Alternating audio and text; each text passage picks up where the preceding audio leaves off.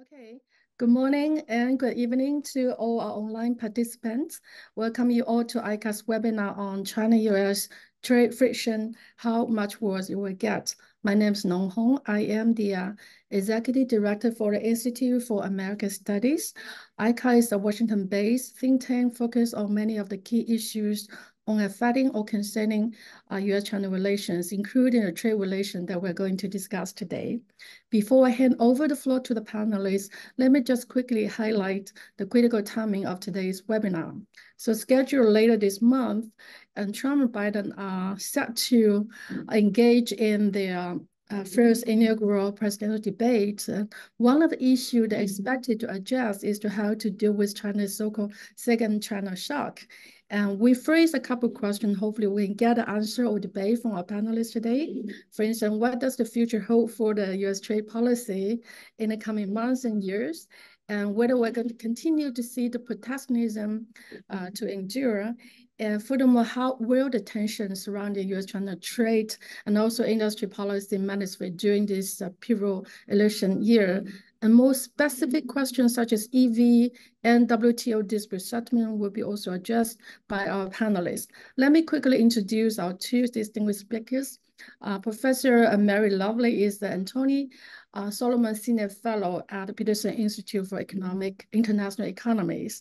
Her research project investigates the effect of China's foreign direct investment policies on trade flows and entry mode, strategy reform of U.S. tariff on China, and the recent movement in global supply chains. Welcome, Professor Lovely. And we have Dr. Tu Xinquan. He is the Dean and also Professor and WTO Chairholder at the China Institute for WTO Studies of University of International Business Economy in Beijing. His research and teaching focus on China trade policy, WTO, U.S. trade policy, and U.S.-China trade relations. And this panel is going to be moderated by my colleague, Mr. Saurabh Gupta. He's a senior fellow, and he's also leading the Trade and Technology Program at ICAS. The TNT program aims to analyze the evolving dynamic of U.S.-China trade and technology affairs, and we aim to provide timely analysis on many of the issues involving the development and expanding public dialogue surrounding these critical and contentious topics. So without further ado, I'm going to give the floor to Sarah. Well, thank you, Nong. Good morning, good evening to everybody. Looking forward to a very interesting discussion today. Obviously, trade is very much in the news right now. Just yesterday, we had the EU impose provisional duties on Chinese EVs. Trade has become is a front in the competition between the U.S. and China. In fact, the first shot of the trade and technology war was fired in the trade policy realm by the Trump administration with its Section 301 tariffs. And as we know, recently, those tariffs have been extended and in fact added on to. Trade has also become a front in U.S. domestic politics. It's interesting to note that about 20 years back, Robert Zoellick, then USTR, had talked about something called a strategy of competitive liberalization, a kind of a race to the top, where at that point of time, the Doha round of negotiations was underway, but it was kind of hard going at that point of time. And so he said, let's let the advanced economies liberalize unilaterally, and let's have a race to the top in terms of competitive liberalization. 20 years down the line, what we see in US politics today is a race perhaps towards the bottom in terms of competitive populism, both parties trying to outdo each other. Anyway, trade is right at the forefront, and therefore I think we have a great discussion on hand. I am going to step away from this from chewing up time out here. The format is going to be, we're going to go first with Professor Lovely. She is going to speak for about 12 minutes. Then we're going to go to Professor To. He's going to speak another 12 minutes. We'll get into a discussion phase and we'll end up with Q&As at the end. Just before I start, I also wanted to just promote a little bit. We do put out at ICAS what we call a trade and tech newsletter. We put it out every 2 weeks, every fortnightly, usually on Fridays. We call it the Dispatch, in which we cover many of these breaking issues. And in fact, The latest version of the dispatch is just out right now. I see in the chat box it's available, and it has little coverage and commentary about the EU's provisional tariffs, as well as some of Catherine Tai, the USTR's musings of late on issues related to trade. Anyway, let me stop out here at this point of time and hand the floor to Professor Lovely. The floor is yours, please. Thank you so much, Saurav. It's great to be here at ICAS again. The dispatch is a wonderful resource, and I look forward to reading this week's version. It's my pleasure to be here with Dr. Tu, who is one of China's leading experts on trade in the WTO, so it's a pleasure. There's a lot to talk about. I will try not to take all of my time so that we can get to Q&A, which I think is really important. People are reading about this. They have a lot of questions, and there's a lot of things that are yet unresolved. And so it's good to have dialogue about that. I really just wanted to focus on three aspects of the U.S. China relationship in the trade sphere, trade and investment, really. The first is, of course, the growing securitization of both economies and an elevation of national security concerns in the relationship. Many people are familiar with this. We have already seen targeted yet very stringent export controls in the semiconductor ecosystem. I say ecosystem because it covers not just the semis themselves, but also manufacturing equipment and design software, et cetera, which is U.S. attempt to deny China access to the latest technology in the semiconductor sphere, and it's retard its ability to make that domestically. The second, so my first point on that is we may see more types of controls. I don't have any, particular information about that, but I think it's likely if we look at the growing competition on the military side in the South China Sea, rising concerns globally for security in the Indo-Pacific, we are likely to see an increase. So the U.S. has been talking about a small yard, high fence. The Chinese have been saying, well, how big is this yard going to get? And my prediction would be that the yard's going to get a bit bigger before we see another lull. The second piece is, of course, trade and tariffs. And the Biden administration chose to issue a report earlier this month that basically argued that China had not met any of the complaints that the U.S. had made in Section 301 case on intellectual property, and therefore would continue these trade tariffs that were levied during the Trump administration. These tariffs are high. They average about 20% on goods that are tariffied or tariffed, and they cover a large part of the bundle. China has a similar set of tariffs aimed on U.S. imports, and we hoped perhaps there would be some relief, some streamlining, some clarification on where this is going, what China would need to do to satisfy the Americans, but we haven't seen that. We did not learn that from the report. At the same time, President Biden placed tariffs on a new set of goods. These are on a very small set of trade, $18 billion, but that's because these tariffs are really prospective. So the headline number has been 100% tariff on EVs, and that is, of course, to prevent the wholesale importation of vehicles from China into the U.S. market. That's why the tariff is set so high. It's much higher than what we saw come from the European Union just this week, and Saurav, as you referred to, very important, but those tariffs do not come anywhere near the 100% that are being levied by the U.S. I think, and the Biden administration officials have been very clear, this is, of course, in support of U.S. industrial policy.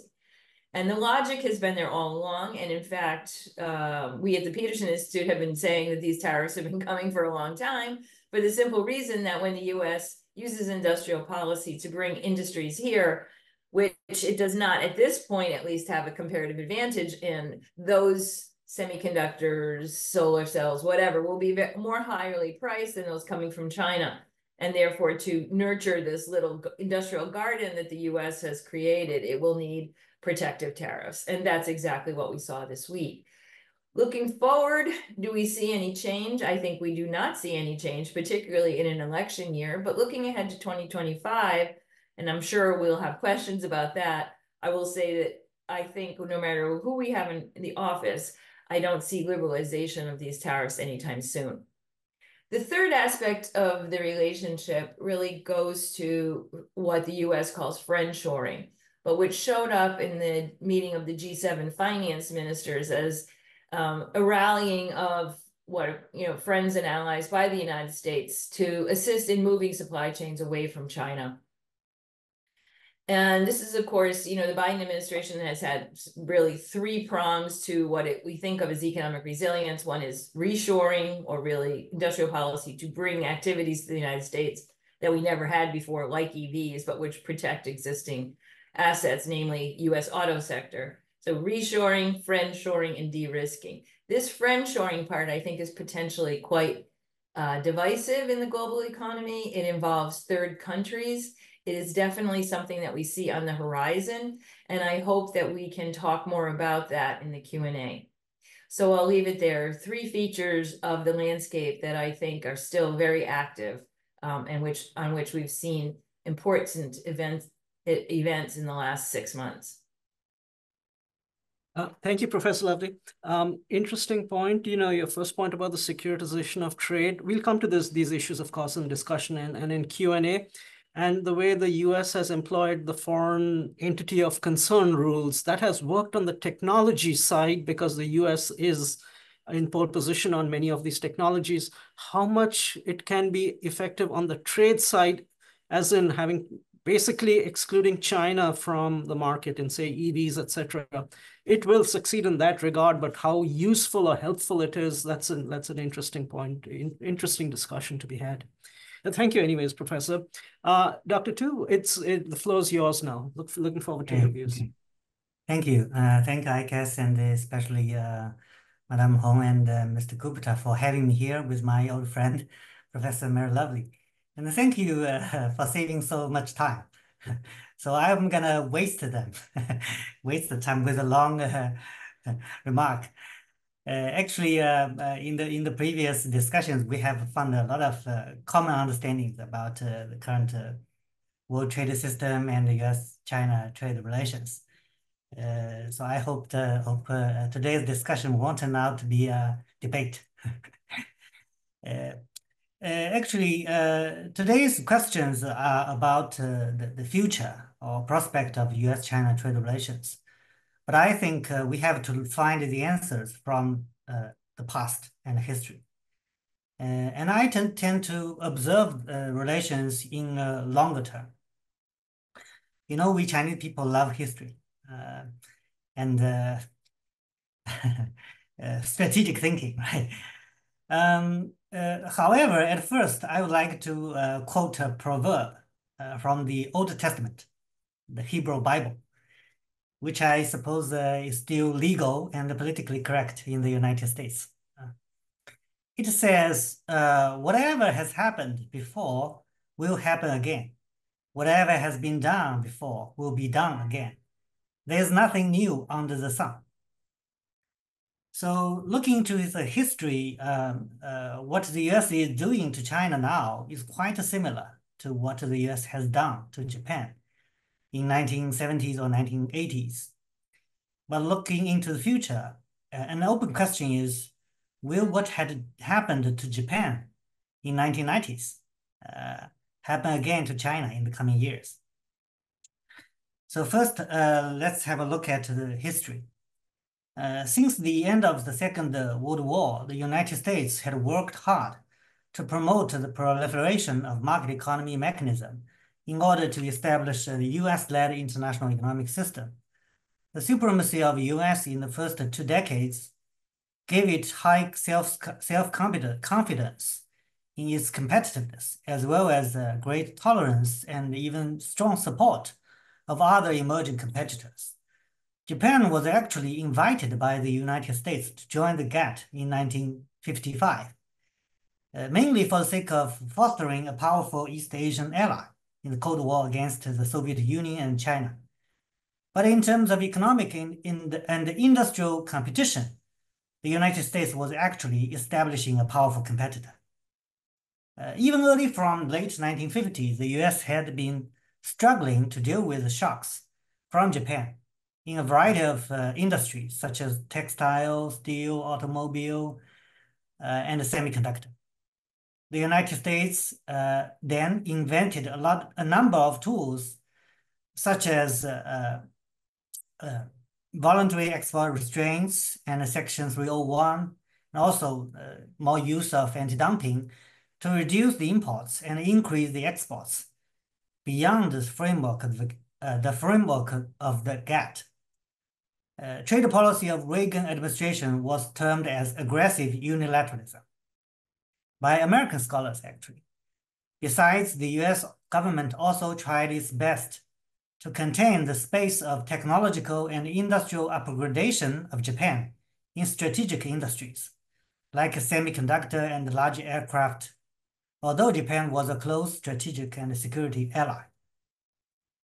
Japan was often criticized for its special economic regime and practices, maybe not using the term of non-market economy mechanism, but it's quite similar. So you can see what the US had done to Japan in 1980s is quite similar to what the US has been doing to China, especially since 2018. The US won't show any sympathy to a parallel economic competitor at both macroeconomic and industrial levels. Of course, there are also significant differences between Japan and China.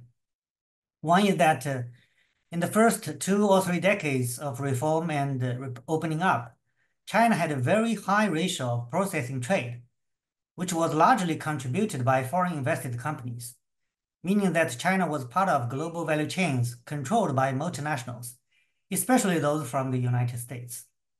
So the American companies were actually also benefiting from China's trade surplus with the United States. But Japan was never so open to foreign investors. The ratio of inward FDI to GDP of Japan has been about 1% always, while China's ratio was as high as 7% in early 2000s.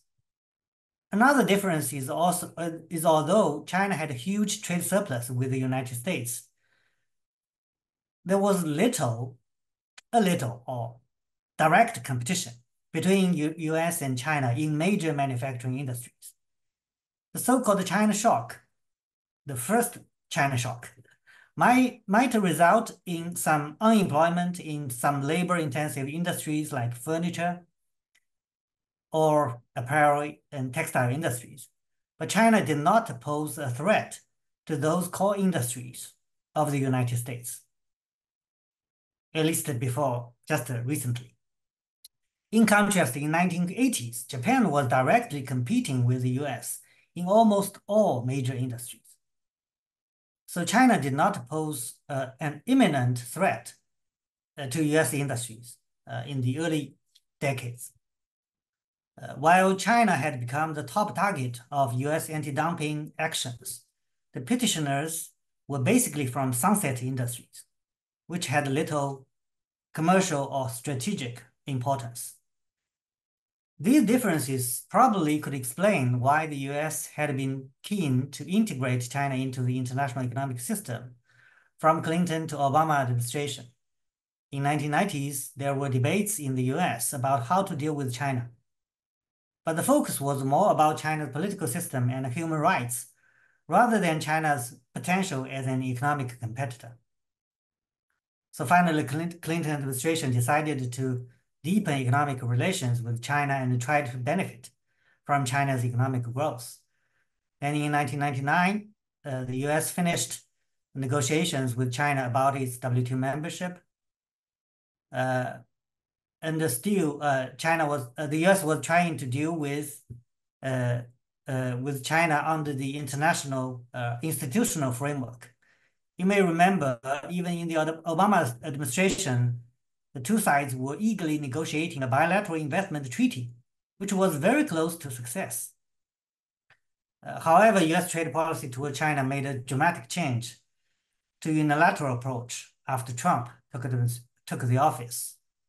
In retrospect, maybe Made in China 2025 and Huawei's leading position in 5G might be important alarm bell for the United States. The two events indicated that China was not only intending to get richer, but also to take the lead in strategic industries. Also, due to some domestic political changes in both countries, the U.S. started a full-blown trade war against China in 2018 without international rules in mind anymore. So in my opinion, the major concern of the U.S. is that China will break through the technological barriers set by the U.S. and its allies and dominate those high-tech industries with China's highly efficient manufacturing capabilities. Therefore, import restrictions on the Chinese products are aiming to limit the market space, while export controls to Chinese companies are trying to slow down China's technological progress. Now let's turn to the future. I have talked about the similarities between U.S. trade policies toward Japan and China, but will they have similar results?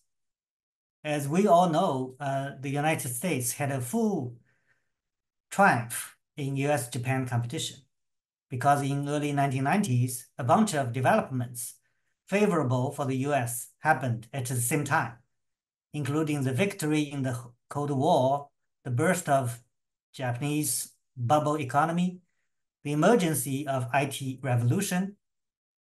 The U.S. gained a new momentum of economic growth and technological advancement and became the single superpower in the world, while all the other competitors, especially Japan, fell into stagnation for various reasons.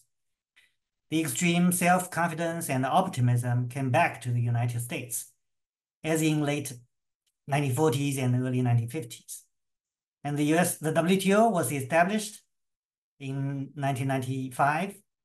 NAFTA was signed also then, meaning that the true globalization or hyper-globalization started under the leadership of the United States. There was no more bashing on Japan either.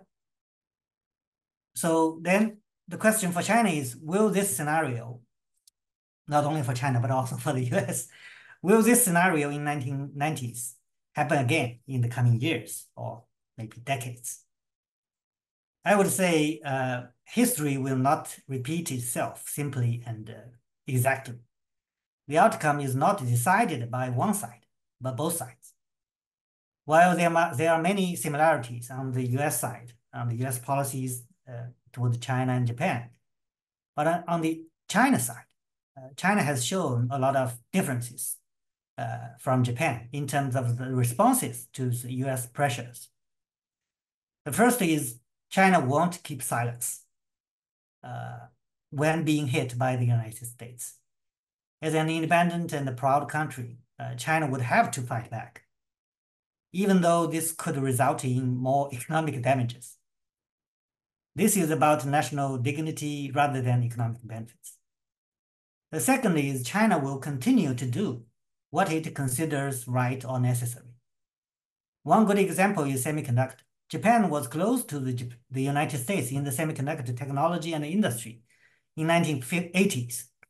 However, the US set a ceiling or a limit on Japan and kind of deprived of its freedom and opportunity to develop its semiconductor industry.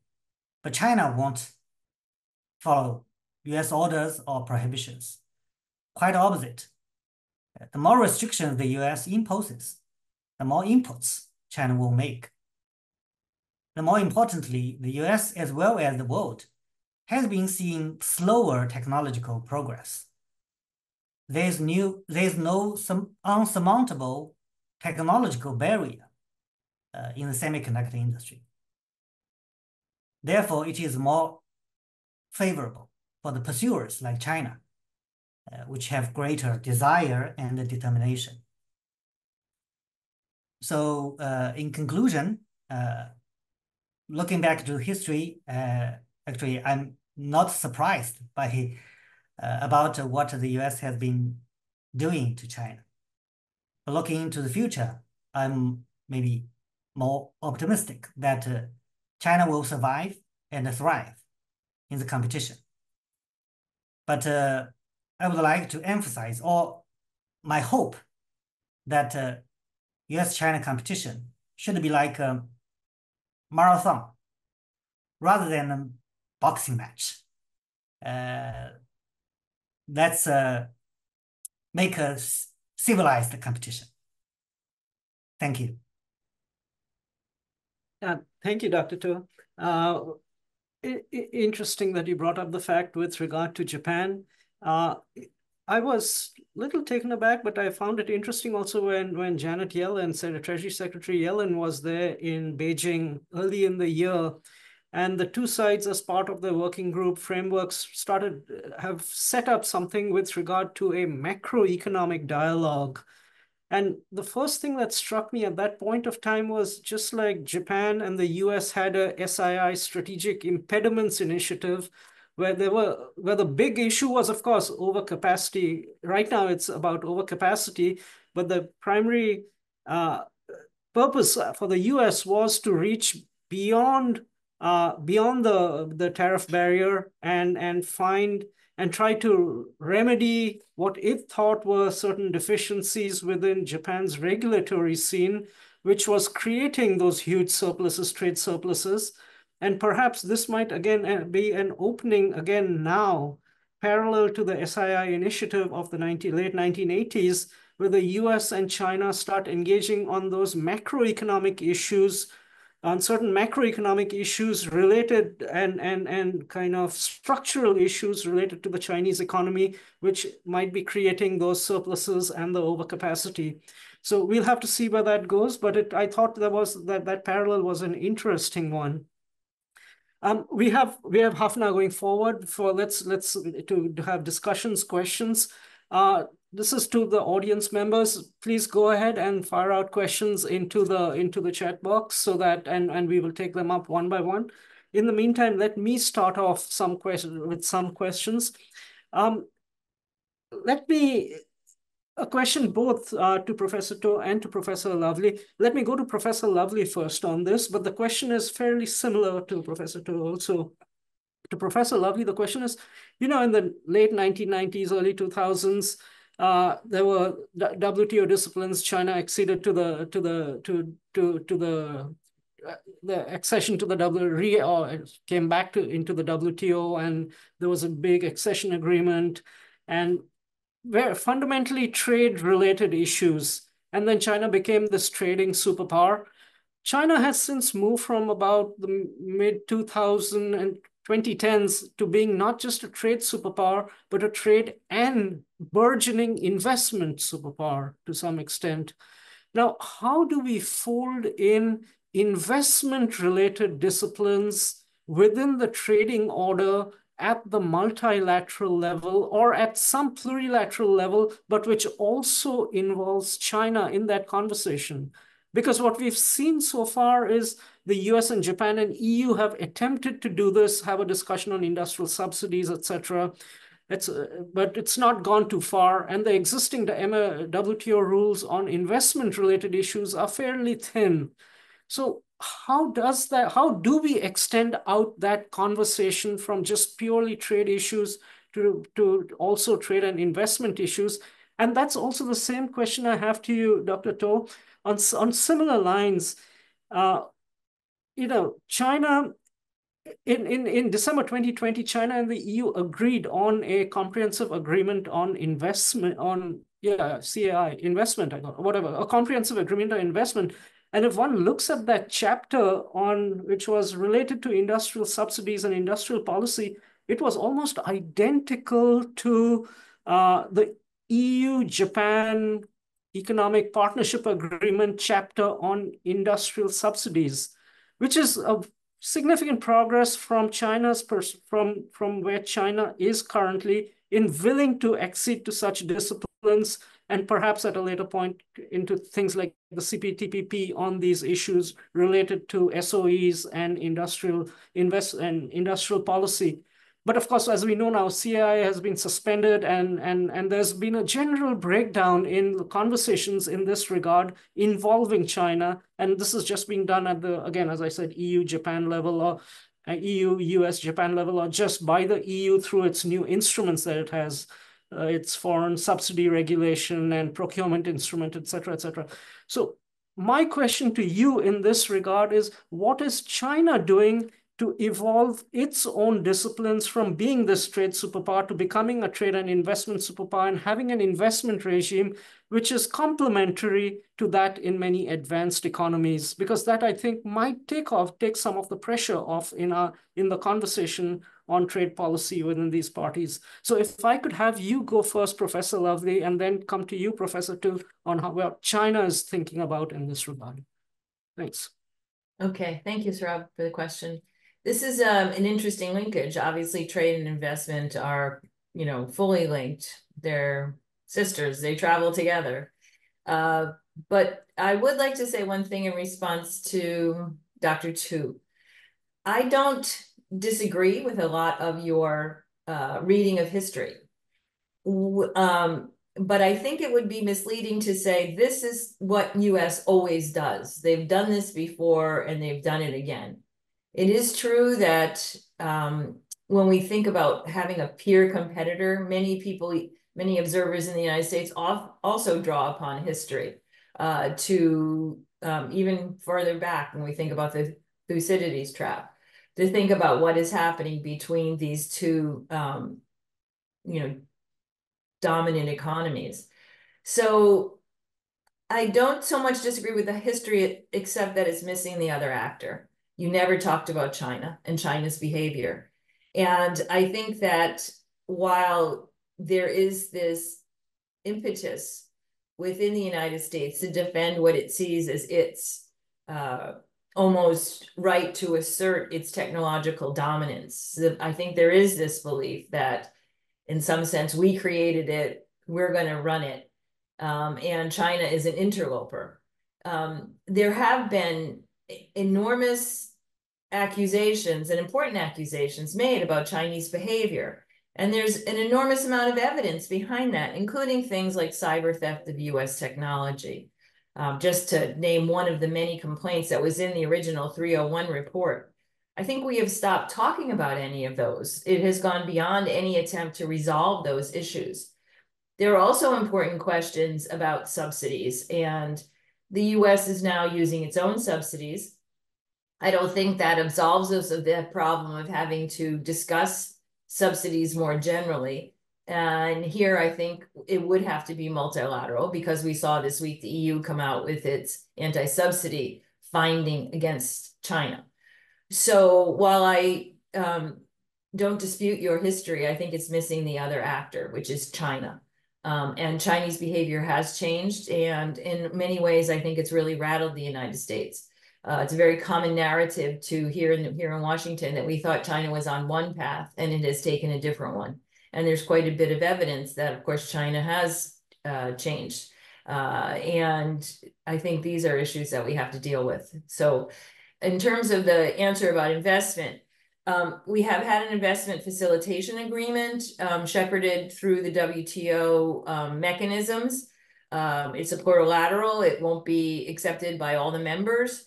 But it's an important discussion. It's an important step forward. It's perhaps not as broad and as comprehensive as you were perhaps suggesting is needed, Saurabh, but I think it is an important step.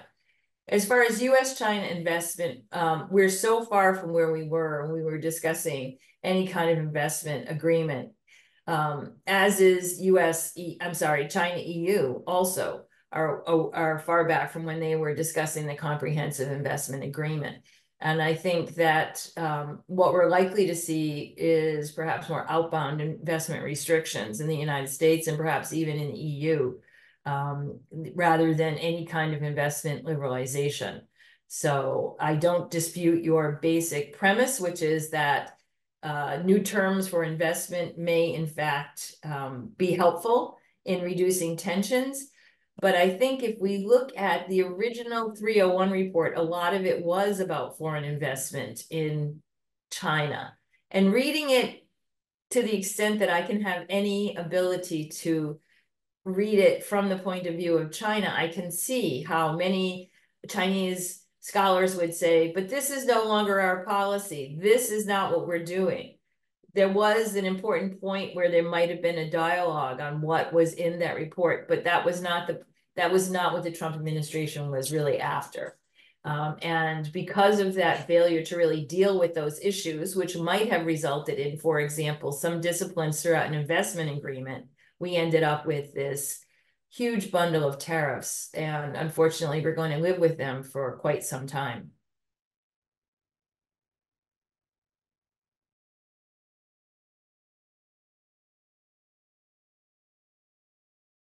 Okay. And thank you, Mary, for your response. I agree with you that, of course, the bilateral relations are bilateral, not only decided by one side. Of course, I know that there are a lot of accusations and dissatisfactions about China's behavior. So here I don't want to defend these behavior or activities or practices. Actually, they could be questioned, of course. But one simple answer is that we believe that China is a developing country. We are trying best to develop our economy. And sometimes we could,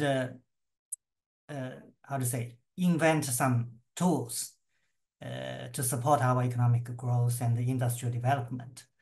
And some of them might not be considered right by the leading countries, such as the United States. But in my opinion, in my view, especially after China joined the WTO, I think the Chinese government really pay much attention to the WTO rules, to the international rules. So as in the WTO's dispute settlement mechanism, in terms of its record, China's record in the dispute settlement mechanism, China is pretty good. But again, as I said, the WTO's rules are not comprehensive, are not covering everything, right? Chinese people are smart. So we are good at finding some, you could say maybe loopholes or uncovered areas. As I said, on the US side, you may criticize that China is not right, but it is difficult for the US to criticize that China is illegal in terms of WTO rules. That's the problem. So basically, this is our kind of standard response. About Subra's question about subsidies, actually,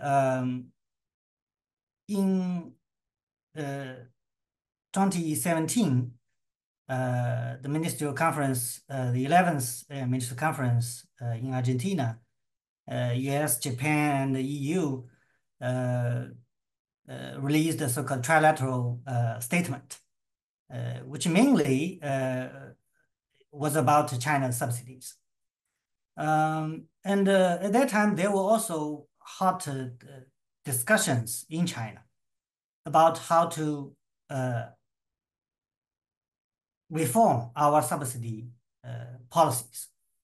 And actually, there were also many questions or criticisms about China's own subsidy policies inside China's academia. So I also joined some discussions about that. So at that time, we were seriously considering to reform or to change our subsidy regime. And also, CPTPP or TPP had new rules on subsidies and also SOEs. So inside China, we were discussing about how to change our regime subsidy policies according to the new international rules. And also the Chinese government also claimed that we are open to international negotiations on subsidies inside the WTO or outside. And actually, I think at that time we were kind of anxious about that, about the international movement. But the problems, then the trade war happened, and the COVID-19 pandemic happened.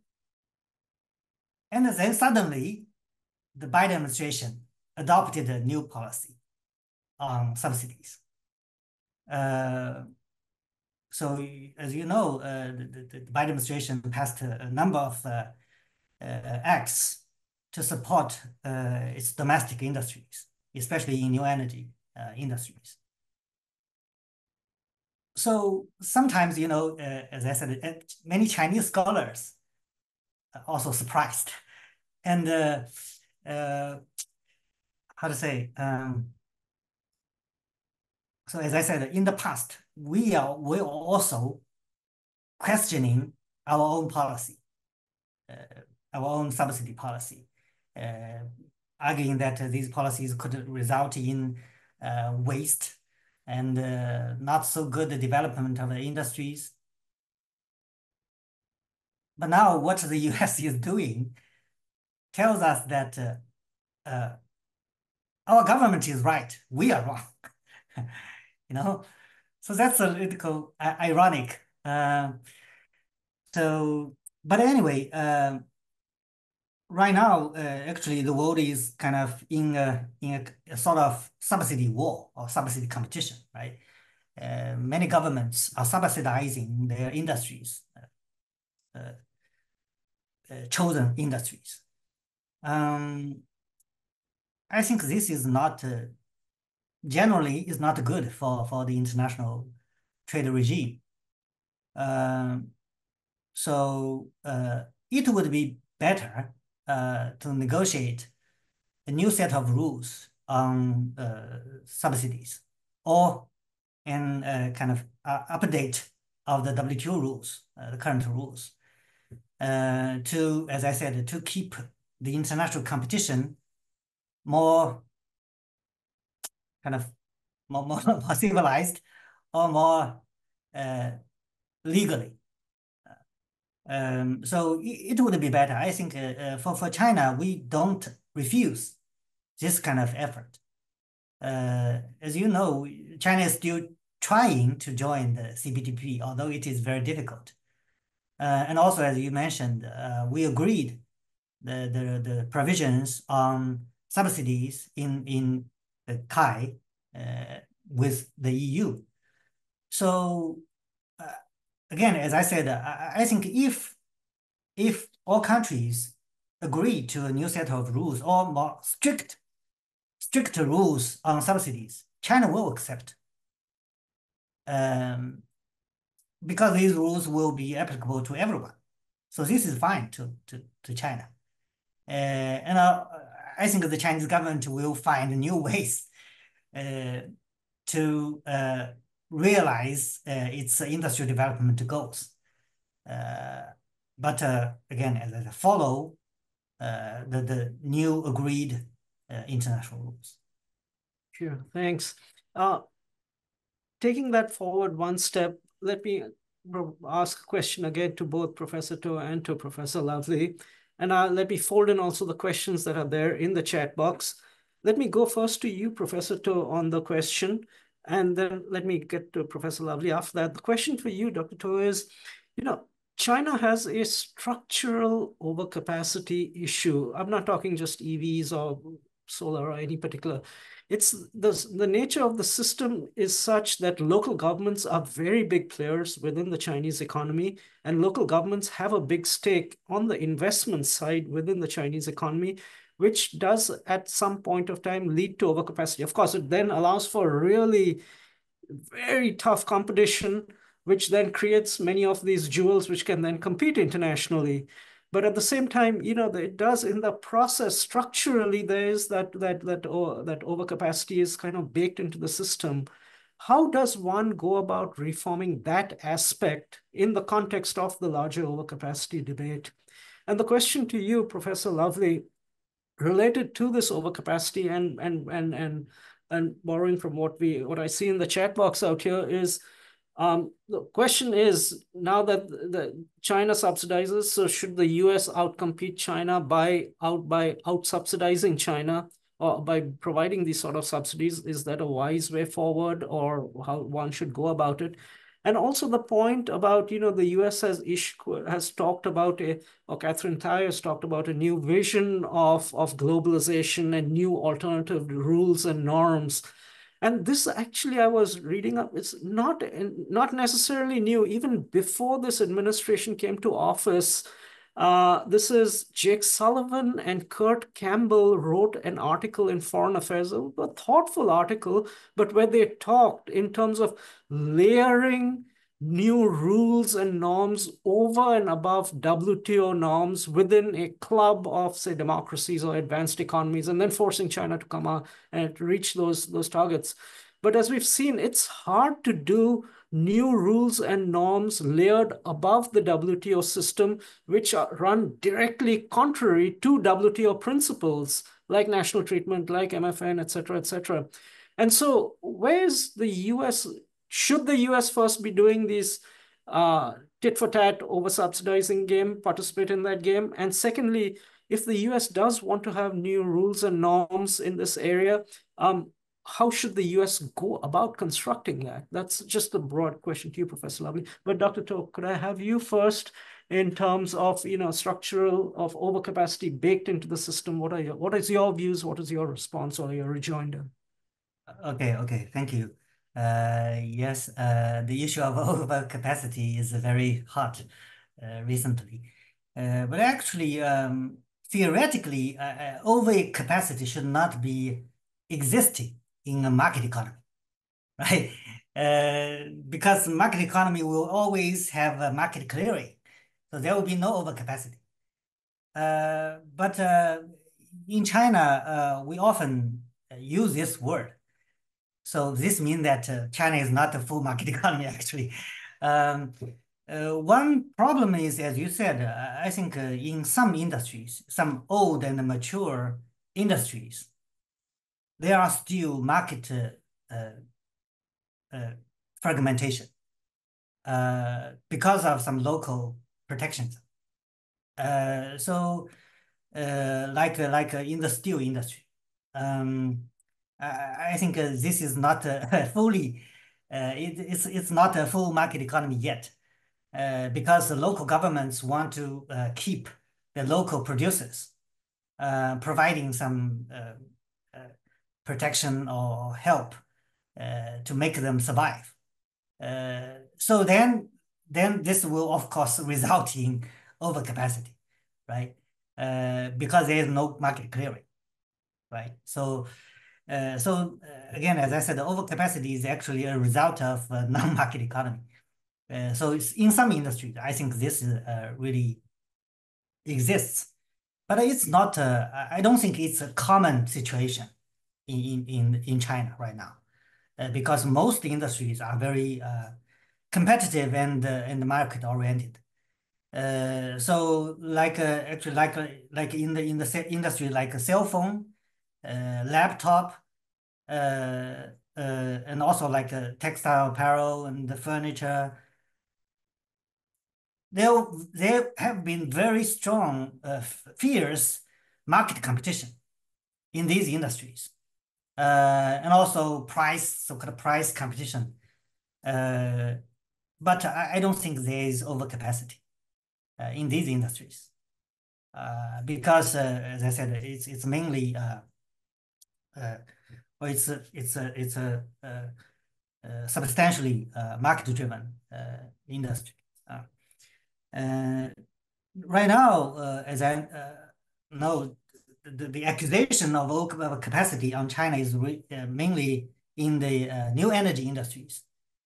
Then I don't think this accusation is right, because new energy industries are very different from the traditional or older industries, because right now not only China but also the world actually is in the process of energy transition from fossil fuels to green energy or new energy. So there will be a kind of then also for these industries like a solar panel or the electric vehicles industries, they are in the transition process. So like in the auto industry, new energy vehicles are replacing older energy vehicles. So both industries are developing. But in the older industry, there are still huge capacity. And in the new industry, new EV industry, companies are building their capacity. So in this process, in this transition period, there will be absolutely overcapacity, right? Otherwise, there will be no substitution, right? So even I think inside China, we don't have overcapacity in new energy industry because we haven't finished this transition period yet. We're just in the early period, actually. Right now, the penetration ratio of new energy vehicles is 50%, but that's only for the additional amount of cars or vehicles. The stock of vehicles in China is like 500 million. I forgot the exact number, but almost like 500 or 400 million vehicles in China totally. So it would take years to replace all these old cars, old trucks, right? So there's no overcapacity, I think, for now. And for the world, it's even more, right? Even because China has the highest penetration ratio of new energy vehicles. But like in the EU has like 15% maybe. In the US, it's less than 10%. In Japan, it's even less than 2%. So as a whole, the stock of vehicles in the world is like 13 亿 1.3 billion 1.3 billion vehicles in the world.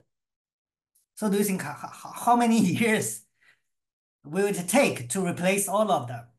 Maybe not all of them, but half of them maybe, right? So where is the overcapacity, right? So the key situation is actually the key problem is actually as Mary mentioned, the United States and also maybe Europe or Japan invented the new technology, right? Like solar panel or electric vehicles. So you were expecting that you will take advantage of this leading position to get profits, get returns from the emerging industry. But my understanding is that why China could succeed in the new energy industry, not mainly because of China's industrial policy, but because of relatively low technological barriers in these new industries.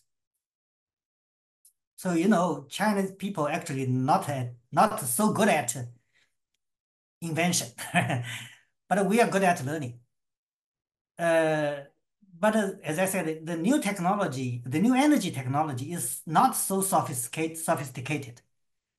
So Chinese companies are good at commercializing it, kind of. Yeah, learn it and commercialize it, and then made it at a large scale. Sure. Right, and make the price very, very low. So and leaving very small space to the true inventors. So then the inventors, the old leading companies were not very happy about that. So that's the point, I think. Yeah. Professor Lovely?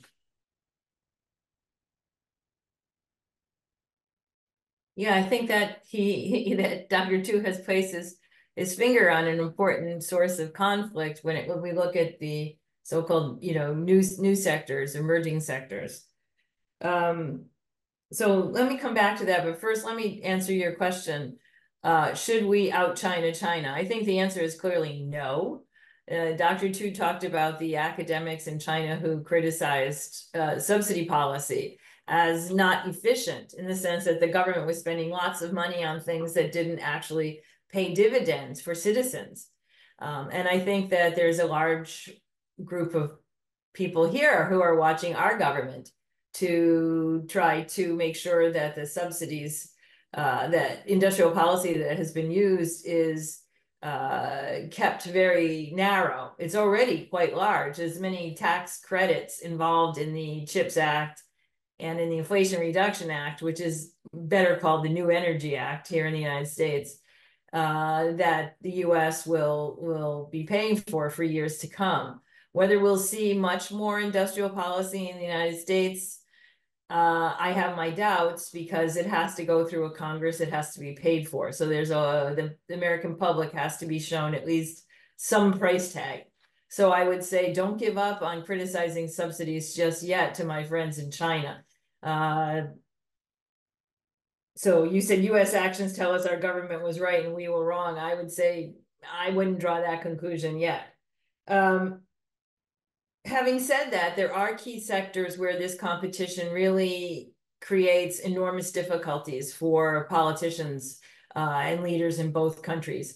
The U.S. simply cannot not have an auto sector. I'm sure that the Chinese government understands that and realizes that. It's impossible. China spent the last 30 years developing its auto sector, largely through subsidies and largely through working with foreign direct investors through JVs. So China itself has signaled the very importance of having this industry, and the U.S. is certainly no different. The EU, the same. So I think that we have to acknowledge that there are certain things that have to be deviations from what many people view as the WTO rules, which is, complete government hands off. Of course, it was never like that. We've always had ways that governments could interfere with trade, whether through anti-dumping or CVD or through even Section 301 aggressive unilateralism, which is outside of the WTO. But nevertheless, given that we have intervened in the past, we have to recognize that this transition is different. And I think this new transition is really different than what we faced with Japan. Japan, yes, it was about semiconductors, but it wasn't viewed as existential in the same way that climate change and the need to make this transition is. What we're undergoing is going to be an enormous destruction of value of certain assets, namely those related to fossil fuel, and the creation of value in the new energy sector. And this is, of course, politically divisive. It's difficult for all governments to manage. Nevertheless, we have to make progress. And to some extent, we have seen that free trade in these areas is going to be sacrificed on that altar. I think our job is to try to constrain it and also to maintain healthy competition. I think that comes to the second part of Saurabh's question, which is what's the new vision? The U.S. wants to have a trading system with high labor standards, high environmental standards, decarbonization, a whole list of wants. But it's not so far been willing to do much to create that in terms of offering new investment to the world or market access to its own market. That's the problem. That's why we haven't seen tremendous gains through the Indo-Pacific Economic Framework Initiative of the United States. We have seen a desire from other countries to engage deeply with the United States. That's why they're in the negotiations, but we haven't seen anything that bears the word commitment on it. So that's really a problem, I think. So I think this is a vision that is being born. The question is it a vision that's big enough to encompass China? And my response to that is it will have to be, because as Dr. Tu said, China will survive, it will persist, it will succeed in many areas, and the U.S. has to recognize that and build a system that includes China somehow or other. Thank you. That's a great response. We're out of time, but I wanted to ask one last question. Can you all keep it just 1 minute answers to each? Let me go to you first, Professor Lovely. The title of our talk was U.S. China and how much worse can it get? Let me not talk about U.S. China. Let me just talk about U.S. trade and tariff policy. Where to from here over the next year, 2 years, 5 years, if you could just answer that. To Professor Tu, one question, a very separate question. Could you hazard a guess as to what will China's response be to the EU's provisional duties on EVs? We've got our own views at ICAS. We've written that up in the dispatch today, but just wanted to hazard, if you could hazard a very briefly short answer. So what do you think is the next step now that we have provisional tariffs on EVs? Professor Lovely, first to you. Very quickly, depends on the election in November. If we have President Biden having a second term, I think we've already seen what his policies are, and we'll see more of the same. Attempt to invest in America and to align with its partners. As far as tariffs go, we may see a few increases to support industrial policy, but I don't see a major reliance on that tool. If we have President Trump, I think we'll see the destruction of a lot of value, because there will be a rapid deterioration in the trade environment. He's been promising 10% universal tariff, a flat 60 on China. I think this will rattle the global economy. I think it will be destabilizing. So that's my own personal view.